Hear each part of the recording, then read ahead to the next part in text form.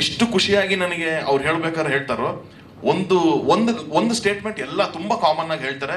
ಅದೊಂದು ನನ್ಗೆ ತುಂಬಾ ಬೇಜಾರು, ಹರ್ಟು, ಅದೇನೋ ಗೊತ್ತಿಲ್ಲ, ಹೆಂಗೆ ಅವ್ರಿಗೆ ಕನ್ವೆ ಮಾಡಬೇಕು ಅಂತ ನಂಗೆ ಗೊತ್ತಾಗಲ್ಲ. ಸರ್ ಈ ಫಿಲಮ್ ಮಲಯಾಳಮಲ್ಲಿ ಬರ್ಬೇಕಾಗಿತ್ತು ಸರ್, ಇಷ್ಟು ಕೋಟಿ ಮಾಡಿರೋ ಸರ್. ಸರ್ ಈ ಸಿನಿಮಾ ತಮಿಳಲ್ಲಿ ಬರ್ಬೇಕಾಗಿತ್ತು ಸರ್, ಇದಿಷ್ಟು ಕೋಟಿ ಮಾಡಬೇಕಾಗಿತ್ತು ಸರ್. ಕನ್ನಡದಲ್ಲಿ ಬಂದಿದೆಯಲ್ಲ, ಇದು ಕನ್ನಡದಲ್ಲಿ ನೀನು ನೋಡು, ಕೋಟಿ ಮಾಡುತ್ತೆ ಮಾಡಲ್ಲ ಅದು ನನ್ನ ಪ್ರೊಡ್ಯೂಸರ್, ನನ್ಗೆ ಗೊತ್ತಿರೋದು. ನೀವು ಸಿನಿಮಾ ಆಗಿ ಸಿನಿಮಾ ಬೇರೆ ಲ್ಯಾಂಗ್ವೇಜು ಅಂತ ಹೇಳ್ಬೇಡಿ, ಅಲ್ಲಿ ಜನನೂ ಅದೇ ಇಲ್ಲಿ ಜನನೂ ಅದೇ. ನನಗೇನು ಕನ್ನಡ ಜನನು ಖಂಡಿತವಾಗ್ಲೂ ಅದೇ ಥರದ ಮಟ್ಟಿಗೆ ತೊಗೊಂಡು ಹೋಗ್ತಾರೆ. ಸ್ವಲ್ಪ ಏನಾಗಿದೆ, ಬಹುಶಃ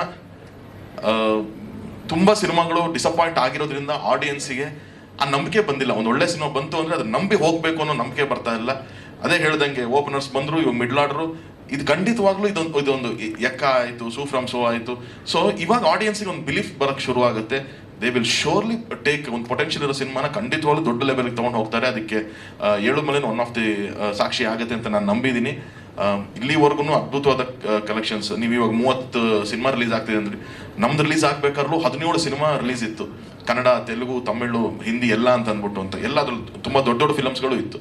ಸೊ ಫ್ರೈಡೇ ತುಂಬ ಲಿಮಿಟೆಡ್ ಶೋಸ್ ಥರ ಪ್ಲ್ಯಾನ್ ಆಯಿತು. ನಾನು ಜಗದೀಶ್ ಸರ್ ಕೇಳಿದೆ, ಸರ್ ಹೆಂಗೆ ಸರ್ ಇದು ಅಂತ. ಅವರು ಸರ್ ಇಲ್ಲ ಸರ್, ನಾವೆಲ್ಲ ರಿಕ್ವೆಸ್ಟ್ ಮಾಡಿದ್ದೀವಿ, ಬಟ್ ಎಲ್ಲರಿಗೂ ಶೋಸ್ ಕೊಡಲೇಬೇಕಾಗುತ್ತೆ, ಇದು ಯಾವ ಸಿನಿಮಾ ಬಂದರೆ ಅದು ಹಿಂಗಿರುತ್ತೆ ಸರ್ ಅಂತ. ಆಯಿತು ಸರ್, ನಾವು ನಂಬಿ ಮಾಡೋಣ ಬನ್ನಿ ಅಂತ.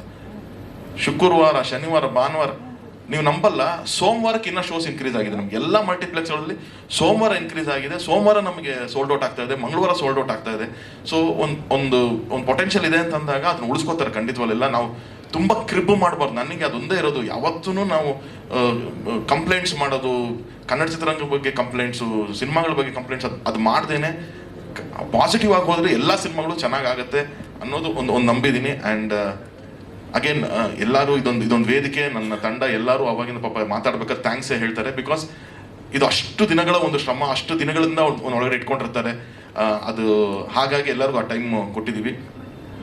ನಾನು ತುಂಬ ಎಲ್ಲರಿಗೂ ಥ್ಯಾಂಕ್ಸ್ ಹೇಳೋವಂಥ ಇದರಲ್ಲಿಲ್ಲ, ನಾನು ಬೇಗ ಮುಗಿಸ್ತೀನಿ. ಬಟ್ ಸ್ಟಿಲ್ ಪ್ರತಿ ಸತಿ ನಾವು ಪ್ರೆಸ್ ಮೀಟ್ ಏನೋ ಮಾಡಿದಾಗ ನಾನು ಎಲ್ಲ ಮೇಜರ್ ಟೆಕ್ನಿಷಿಯನ್ಸ್ಗಳಿಗೆಲ್ಲ ಥ್ಯಾಂಕ್ಸ್ ಹೇಳಿದ್ದೀನಿ. ಆದರೆ ಈ ಸಿನಿಮಾ, ಈ ಪ್ರೊಡಕ್ಷನ್ನು, ನಾನು ಪ್ರೊಡ್ಯೂಸರೇ ಆಗಿದ್ರು ಕೂಡ ಇದು ಹೆಂಗೆ ಅಂತಂದರೆ,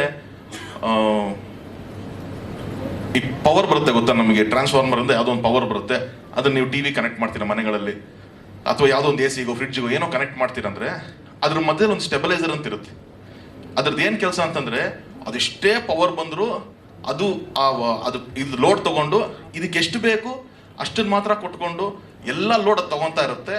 ಇಲ್ಲದಿ ಟಿ ವಿ ಚೆನ್ನಾಗಿ ಬರಬೇಕು, ಫ್ರಿಡ್ಜಿಗೆ ಏನಾಗಬಾರ್ದು ಅಂತ ಮಾಡ್ತಾ ಇರುತ್ತೆ. ಆ ಥರ ಈ ಸಿನಿಮಾಗೆ ನನ್ನ ಜೊತೆ ನಿಂತು ಕೆಲಸ ಮಾಡಿದಂಥ ಇಬ್ಬರು ಹುಡುಗರು, ಒಂದು ರಾಮು, ಇನ್ನೊಂದು ಸೂರಜ್. ಆ್ಯಂಡ್ ಅವ್ರಿಗೆ ಗೈಡ್ ಮಾಡಿದ್ದು ನಮ್ಮ ನರಸಿಂಹಣ್ಣ. ಯಾಕಂತಂದರೆ ನಾನು ಪ್ರೊಡ್ಯೂಸರ್ ಆಗಿ ಸೆಟ್ಟಿಗೆ ನಾನು ಜಾಸ್ತಿ ಹೋಗ್ತಿರ್ಲಿಲ್ಲ.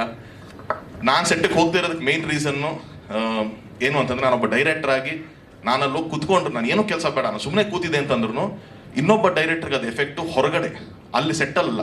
ಪುನೀತ್ ಕೂಡ ಸರ್ ನೀವು ಬನ್ನಿ ಸರ್ ಜೊತೆಗಿರೋಣ ಅಂತಲೇ ಹೇಳ್ತಾನೆ ಇರ್ಬೋದು, ಬಟ್ ಹೊರಗಡೆ ತರುಣು ಅಲ್ಲಿ ಸೆಟ್ಟಲ್ಲಿ ತರುಣೇ ಮಾಡ್ತಿರಂತೀರಿ ಎಲ್ಲರೂ ಅಂತ ಇಲ್ದೇ ಇರೋ ಟಾಕ್ಸ್ ಹೋಗುತ್ತೆ ಅಂತ ಒಂದು ಬೇಡ ಅನ್ನೋದು ಒಂದೇ ಉದ್ದೇಶಕ್ಕೋಸ್ಕರ ನಾನು ಸೆಟ್ಟಿಗೆ ತುಂಬ ಕಮ್ಮಿ ಹೋಗ್ತಿದ್ದೆ.